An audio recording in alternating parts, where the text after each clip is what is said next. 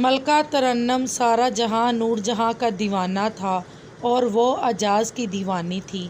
نور جہاں کی زندگی کی بڑی سنسنی خیز داستان ہے، توجہ سے سنیے گا۔ نور جہاں کی پہلی شادی شوکت حسین رضوی سے سن 1944 میں ہوئی، جب وہ بیبی نور جہاں سے نور جہاں ہوئی۔ نور جہاں اور شوکت حسین رضوی کے ہاں 3 بچے پیدا ہوئے، جن میں اکبر رضوی، اقوا میاں ذل ہما اور اصغر رضوی اچھو میاں شامل ہیں۔ شوکت حسین رضوی نہ صرف نور جہاں کے شوہر رہے بلکہ گروہ بھی تھے۔ نور جہاں کی دوسری شادی اعجاز درانی سے سن 1969 میں ہوئی، جب وہ سپر سٹار ہونے کے ساتھ ساتھ ملکہ ترنم کا لقب پا چکی تھیں۔ اعجاز درانی بھی ان کی زندگی میں لگ بھگ 12 سال تک رہے۔ اس عرصے کے دوران ان کی 3 بیٹیاں پیدا ہوئیں، جن میں حنا، شازیہ اور ٹینا شامل ہیں۔ اعجاز درانی سے ان کی محبت اور بعد ازاں طلاق کا حوال آگے چل کر، مگر پہلے ان کی زندگی پر ایک نظر ڈالتے ہیں۔ نور جہاں کا اصل نام الف سعید تھا اور وہ ضلع قصور کے علاقے کوٹ مراد خاں میں پیدا ہوئی تھیں۔ ان کی جنڈ اتارنے، نوزائیدہ بچوں کے بال اتارنے کی رسم اور سلام کرنے کے لیے نور جہاں کو بابا بلے شاہ کے مزار پر لے جایا گیا تھا۔ یہ سن 1933-34 کا زمانہ ہوگا۔ الف سائی اور ان کی بہنوں کا نام قصور اور لاہور کے لوکا تھیٹروں میں معروف ہو چکا تھا۔ الف سائی کے ماموں محمد شفیع ذہین آدمی تھے اور اس زمانے کے شوبز کو تھوڑا بہت سمجھتے تھے۔ انہیں یہ علم تھا کہ اگر انہوں نے اپنی بھانجی الف سائی کے ٹیلنٹ کو آزمانا ہے تو انہیں کلکتہ جا کر قسمت آزمائی کرنا ہوگی۔ اس سے قبل الف سائی قصور اور لاہور تک اپنے کیریئر کی زبردست اننگز کھیل رہی تھی۔ الف سائی جس تقریب میں جاتی تھیں، انہیں مختار بیگم کے گانے گانے بولو تارا راہ کی فرمائش ضرور ہوتی۔ ستمبر 1947 میں نور جہاں اپنے شوہر شوکت حسین رضوی اور 2 سالہ بیٹے اکبر رضوی کے ہمراہ پاکستان آئی اور یہاں نوزائیدہ فلم ٹرائیڈ کی بنیاد رکھنے میں مصروف عمل ہوئی۔ نور جہاں کہتی تھی، میرا گیت آواز دے کہاں ہے، دنیا میری جواں ہے، ہٹ ہوا تو میرا بیٹا اکبر پیدا ہونے والا تھا۔ اسی طرح میرا گیت چن دیا ٹوٹیا سپر ہٹ ہوا تو ذل ہما پیدا ہونے والی تھی۔ اسی طرح جب میرا گایا گیت آجا میری برباد محبت کے سہارے ہٹ ہوا تو اچھو میاں اصغر رضوی میرے پیٹ میں تھے۔ اس پر پاس بیٹھے ایک شخص نے نور جہاں سے کہا، میڈم کیا آپ نے کبھی کوئی گیت خالی پیٹ بھی گایا ہے؟ اس پر محفل میں قہقہے گونج اٹھے اور نور جہاں بھی کھلکھلا کر قہقہے لگانے لگی۔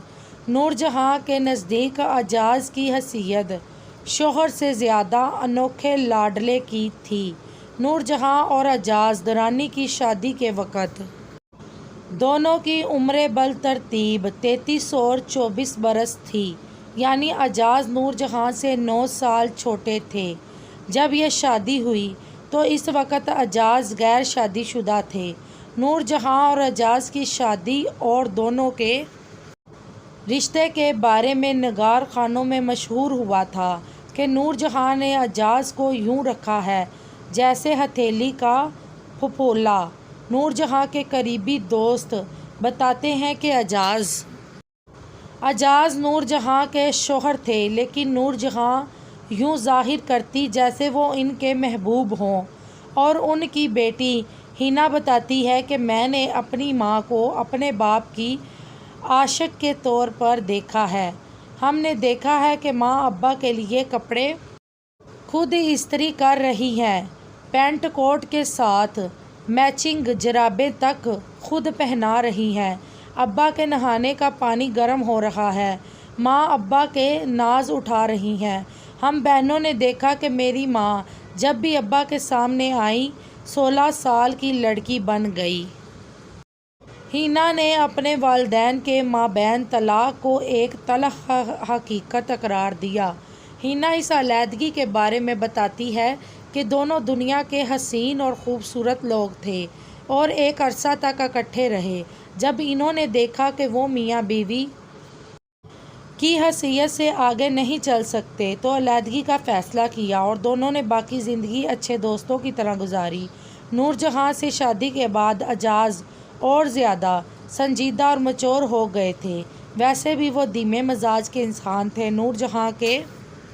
نور جہاں کے ساتھ رشتہ زواج میں رہتے ہوئے جہاں اعجاز ایک طرف ایک کامیاب اداکار بن چکے تھے۔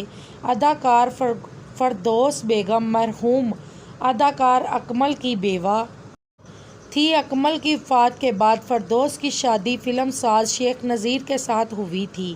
نور جہاں نگار خانوں کے ماحول سے اچھی طرح واقف تھی، لیکن سب احتیاطیں دری کی دری رہ گئی اور فردوس نور جہاں اور اعجاز کے درمیان آن کھڑی ہوئی تھی۔ نور جہاں نے اعجاز سے کہا، پینو لمبو کا پیچھا چھوڑ دو۔ اعجاز اور فردوس کی جوڑی سپر ہٹ ہو گئی اور فلم ساز انہیں اکٹھا سائن کرنے لگے۔ دونوں نگار خانوں کے ساتھ ساتھ آؤٹ ڈور شوٹنگز میں بہت سارا وقت اکٹھے گزارتے ہوئے ایک دوسرے کے قریب آ چکے تھے۔ اس قربت کا علم نور جہاں کو بھی ہو چکا تھا۔ نور جہاں سخت الفاظ میں اعجاز سے گلہ کرتی کہ پینو لمبو سے دور ہو جاؤ۔ واضح رہے کہ فردوس بیگم کا اصل نام پروین تھا اور لمبے قد کی وجہ سے نگار خانوں میں انہیں پینو لمبو بھی کہا جاتا تھا۔ اعجاز اپنی طبیعت کے دھیمے پن اور معاملہ فہمی سے ٹال مٹول کرتے رہے، لیکن نور جہاں نے اعلان کر دیا کہ وہ آئندہ فردوس کے لیے کسی بھی فلم کے لیے پلے بیک نہیں گائیں گی۔ کوئی بھی فلم ساز یہ تصور نہیں کر سکتا تھا کہ اس کی فلم میں نور جہاں کے گیت شامل کیے بغیر مطلوبہ نتائج حاصل کیے جا سکتے ہیں۔ نور جہاں کے اس فیصلے کی زرد میں اعجاز درانی کی ذاتی فلم ہیر رانجھا بھی آ گئی، جس کے میوزک ڈائریکٹر خواجہ خورشید انور تھے۔ نور جہاں نے اعجاز کے ساتھ ہر طرح سے سنبھالنا چاہا، لیکن حالات دونوں کو ایک دوسرے سے دور لے گئے۔ نور جہاں کے بارے میں مشہور تھا کہ جب انہیں غصہ آتا ہے تو وہ کسی کو خاطر میں نہیں لاتی، لیکن اعجاز کا انہوں نے ہمیشہ لحاظ کیا۔ 80 کی دہائی میں اعجاز مبینہ طور پر اپنی فلموں کے ڈبوں میں منشیات بھر کر لندن لے جاتے ہوئے ہیتھرو ایئرپورٹ پر گرفتار ہوئے۔ اس مقدمے میں انہیں کئی سال کی سزا ہوئی۔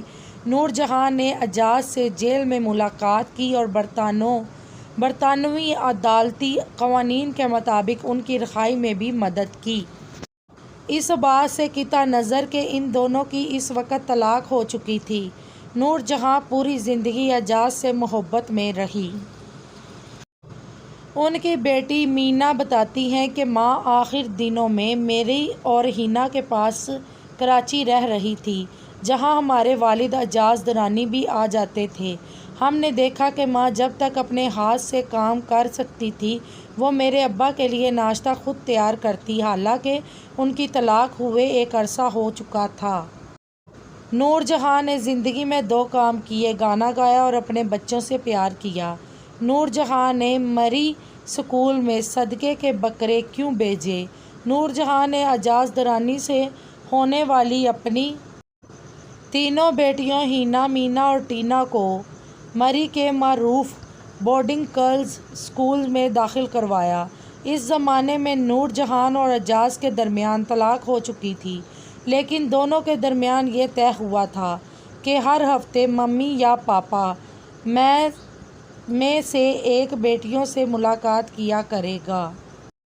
ہینا بتاتی ہے کہ ان کی والدہ نے اپنی بے تحاشا مصروفیات کے باوجود ہم بہنوں کو کبھی نظر انداز نہیں کیا تھا۔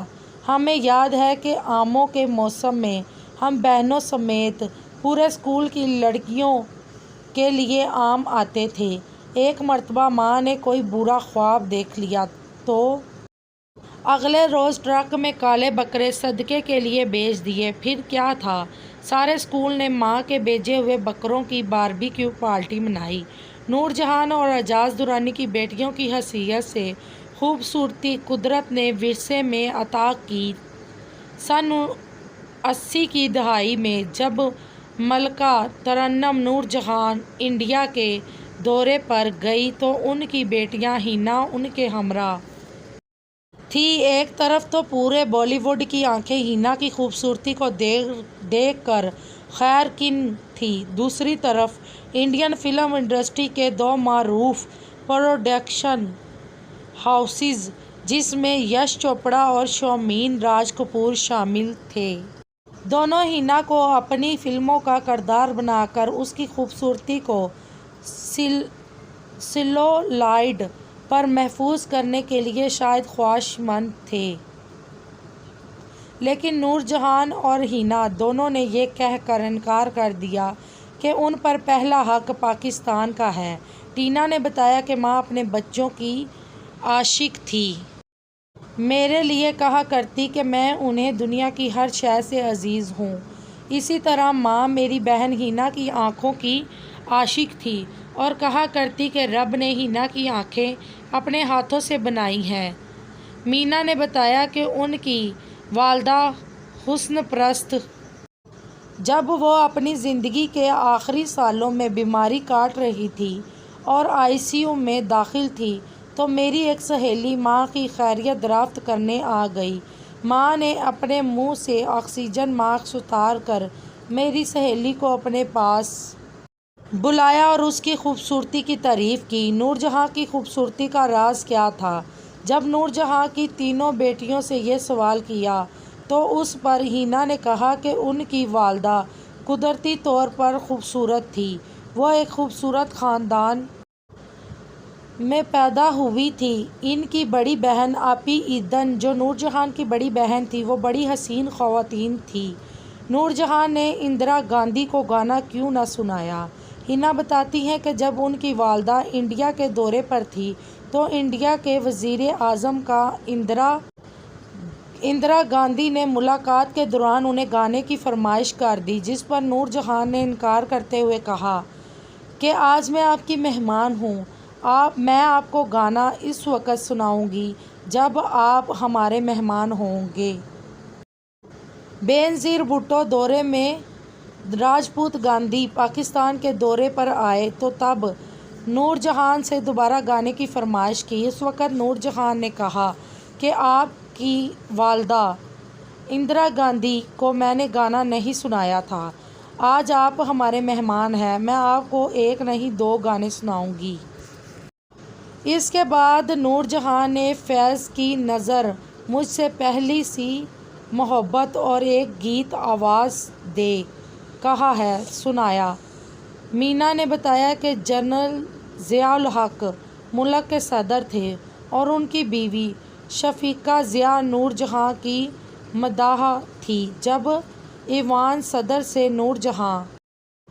اس پر نور جہاں نے جواب دیا، آپ مجھے کیا دے سکتے ہیں، آپ تو خود اس کے محتاج ہیں جو ساری کائنات کو دیتا ہے۔ ٹینا نے بتایا کہ جب ماں بہت بیمار تھی تو جنرل پرویز مشرف ان سے ملاقات کرنے کراچی آئے۔ جنرل مشرف نے بتایا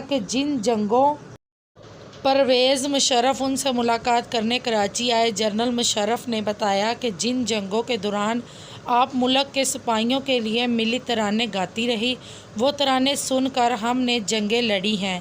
یہ سنتے ہوئے نور جہاں نے جنرل مشرف سے کہا کہ خدا نہ کرے پھر کبھی جنگ ہو، لیکن اگر ایسا ہوا تو آپ مجھے دوبارہ میرا ڈول سپاہیا تینوں رب دیاں رکھاں گاتے سنیں گے۔ نور جہاں نے موت سے پہلے ظفر درزی سے 60 نئے جوڑے سلوائے۔ شازیہ مینا بتاتی ہیں کہ ماں اپنی زندگی کے آخری 4.5 سال شدید بیمار رہیں۔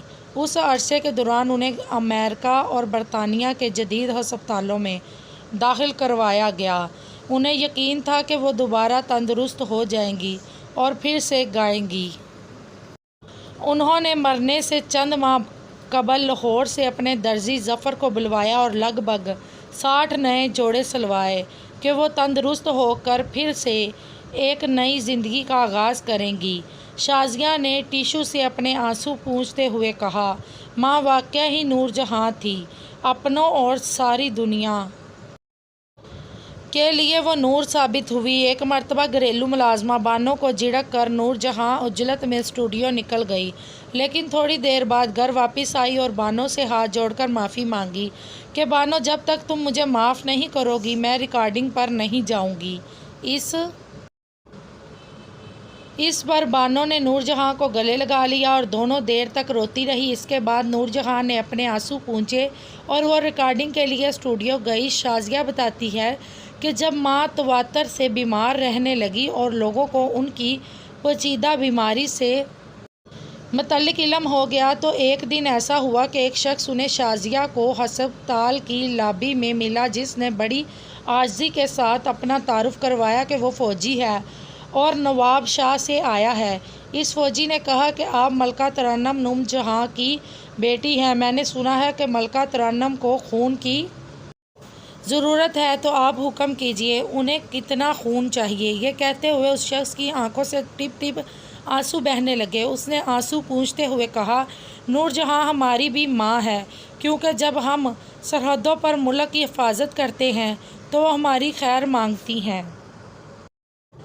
ناظرین، نور جہاں 27 رمضان کی شب 23 دسمبر 2000 کو 73 سال 2 ماہ کی عمر میں کراچی میں انتقال کر گئی تھی۔